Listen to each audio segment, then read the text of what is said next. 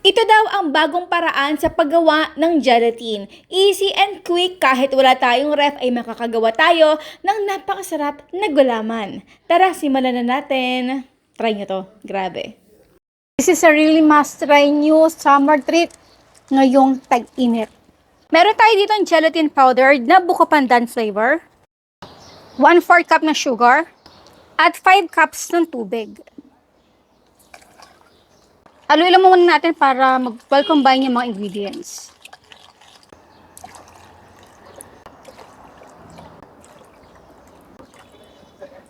Kuluan lang muna natin ng isang beses.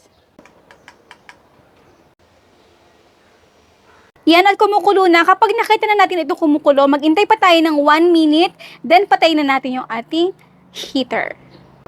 Patayin na natin. Next, ito ay napakainit, diba? So, mag-intay lang tayo ng mga 5 to 7 minutes pa para na mag-cool down ng konti. Okay, since na ito ay easy and quick na gelatin, next, meron tayong ditong yellow. Isang yellow, okay na yan. At itong ang gulaman na niluto natin kanina ay napagpahinga ko yan ng mga 30 minutes. Yes, hindi naman yan agad-agad na magsiset kasi medyo makapal yung ating cooker na ginamit dito. Kasi mas maganda talaga kung gagawin ito. Para naman hindi masyadong mainit na mainit, ay directly ito ilalagay sa yelo. Kapag kasi mainit na mainit ito, ay madaling matunaw yung ating yelo at talaga na mga hindi agad magsiset yung ating gulaman. So ito nga technique na ito guys, magandang itong gawin, especially sa mga nagtitinda ng gulaman na naubusan na sila. Hindi na sila mag-iintay pa ng mga 2 hours, 3 hours, tapos maghihiwa-hiwa pa. Isang yelo, okay na yan. Tanggalin natin yung ating yelo. At para naman sa ating mixture, isang lata ng evaporated milk, half can ng all-purpose cream, condensed milk. Ang tamis ay depende na yan sa inyo kung gano'ng katamis na gusto nyo dito sa inyong malamig.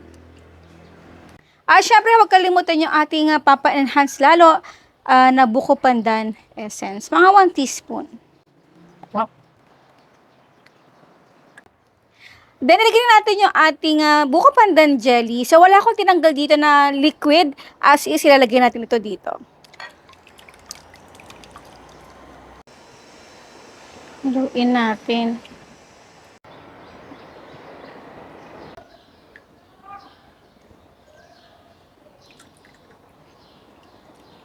So, gagamit tayo dito ng malamig pouch. At dito na rin nga pala ako naglagay ng yelo. Then, ilagay natin dito yung ating gulaman mixture. Again guys, itong technique na to ay napakaganda. Kahit anong flavor ng gelatin ang lutuin ninyo ay pwede naman.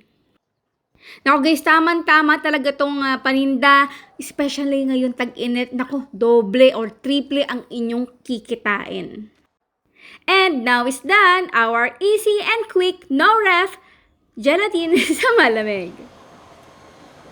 Tara na guys, wala na pa tumpik-tumpik pa. Tara na, subukan na natin itong ating no ref. 5 minutes lang, makakagawan tayo ng gelatin. Wow.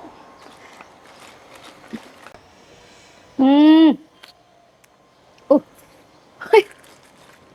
Super refreshing talaga. Kakaiba yung hibla ng gelatin niya.